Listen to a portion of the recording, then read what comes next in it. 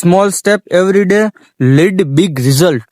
કે તમને દરરોજ નાના નાના પગલા જ તમને મોટા રિઝલ્ટ તરફ લઈ જશે. તમે કોઈ નાનું કામ કરો, તમે જે સૌથી બોરિંગ કામ હોય કે જે તમને સૌથી બોરિંગ લાગતું હોય, જેમ કે રીડિંગ, જેમ કે એક્સરસાઇઝ, જેમ કે મેડિટેશન, જેમ કે યોગા, બાકી ફોન જોવું, ટીવી જોવું કે કોઈ લેપટોપમાં તમારું કઈ બીજું નેટફ્લિક્સ જોવું, નેટફ્લિક્સ ચેનલ, યુટ્યુબ કે ઇન્સ્ટા કે પછી ફેસબુક, એ બધું તમને બોરિંગ નહીં લાગે.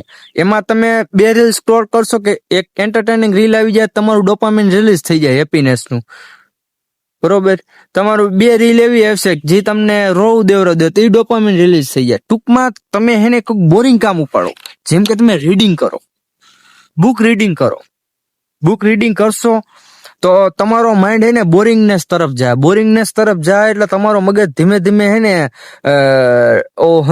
બહારની વસ્તુ બીજી જે હે ને કન્ઝ્યુમ કરવા માંડશે. તમે જેમ કે બુકમાં money psychology, rich dad poor dad, પછી આપણે મેં હમણાં જે પૂરી કરી 48 લોસ ઓફ પાવર, પછી એ બધી નાની નાની જે બુક છે એ તમે વાંચો. તમે વાંચશો તો તમને ખબર પડશે કે જે આપણે કરીશી એ અત્યારે લાઈફમાં કઈ છે જ નહીં. જે આપણે અત્યારે જિંદગી જીવી છીએ ફોન થકી, એ કઈ છે જ નહીં. એ માયલું કઈ નથી. જો તમે કાંઈક કરશો, તમારે કાંઈક કરવું હોય તો તમે નાના નાના પગલા ભરો. અને જેમ હું તો મારું શું કહેવાનું ખબર છે કે તમે હે ને બોરિંગ કામ કરો. જી ફૂલ બોરિંગ કામ હોય ને, હાવ બોરિંગ, કે એમાં તમને એમ થઈ જાય આ નો કરે, ઈ કામ તમે કરો. જો તમે બોરિંગ કામ કરશો ને તો તમે હે ને તમને આમ આગળનું એક વિઝન, જેમ કે આપણે વિઝન ઉપર પેલા વાત કરેલી, તમને બોરિંગ કામમાંથી ને વિઝન મળી રહી. બોરિંગ કામ અત્યારે કોઈ કરવા નથી માંગતું. અત્યારે બધાને આ મસાલા વાળું ચટકતું પટકતું મજા આવે. પણ તમે બોરિંગ કામ કરો ને તો તમને એક વિઝન મળે કે જેથી કરીને તમને ગ્રોથ મળે. તમને બોરિંગ કામમાંથી તમે પ્રોડક્ટિવિટી મળે. અને જે પ્રોડક્ટિવિટીને તમે યુઝ કરી શકો છો, તમે યુઝ કરી શકો તમારા કામની અંદર. જો તમારી પાસે પ્રોડક્ટિવિટી સારી હશે ને તો તમે કામમાં ક્યાંય તમે ઊભા જ નહીં રહ્યો. એટલે તમે એને બોરિંગ કામ પકડો, કોઈ પણ બોરિંગ કામ હોઈ શકે. તમે બુક રીડિંગ કરો, તમે યોગા કરો, તમે એક્સરસાઇઝ કરો, તમે કે પછી તમે બીજું કામ કરો. તમે શું બોરિંગ કામ પકડો? તમે બોરિંગ કામ નથી પકડતા. તમને જે એન્ટરટેનિંગ લાગે ને તમે કામ પકડો.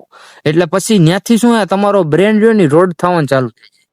એ તમને હે ને તમે નાની નાની વાતમાં તમે હે ને ખીજાઈ જાઓ, તમે કોઈને હરખી રીતે બોલાવો ને, તમે મન ફાવે એમ બોલતા હોય, ઘરમાં મન ફાવે એમ બોલો. એટલે ટૂંકમાં મારું કહેવાનું, તમે બોરિંગ કામ પકડશો ને તમારો માઇન્ડ એને ધીમે ધીમે શાંત થતો જાય. મેડિટેશન કરો.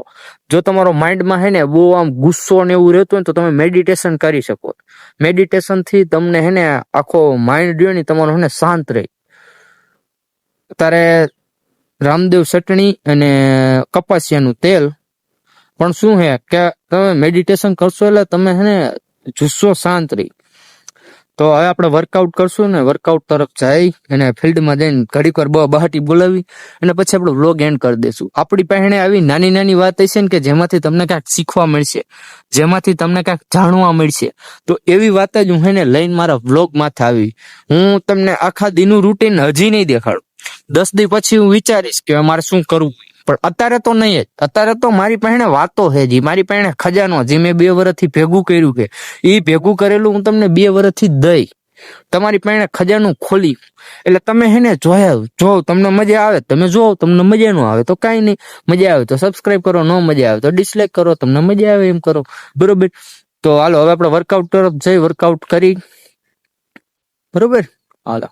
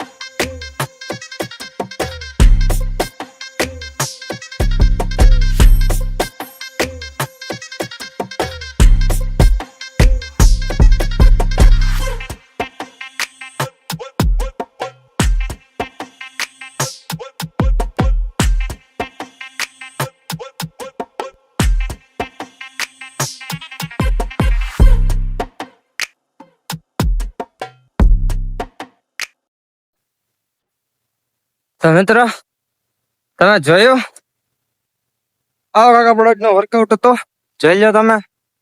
બરોબર, હવે હે ને બોલવાની તારે નથી આમ.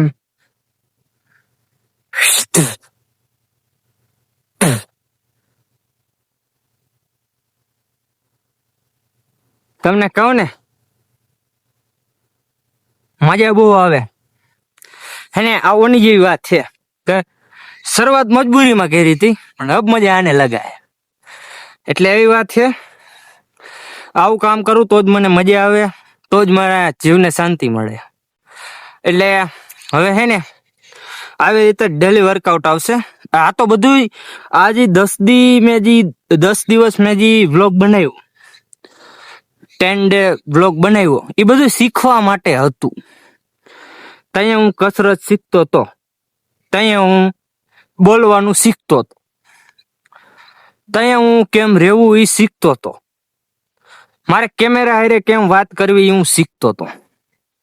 અને હવે જે આવશે એમાં બધી તમને અલગ અલગ વસ્તુ કહીશ કે જેમ કે હું કરું, હું ન કરું, કેવી રીતે કરવું બધું. તો હવે હું તમને મળી પાછો કાલે નવા વ્લોગ સાથે. હાલો ટાળા, બાય બાય, પીસ આઉટ.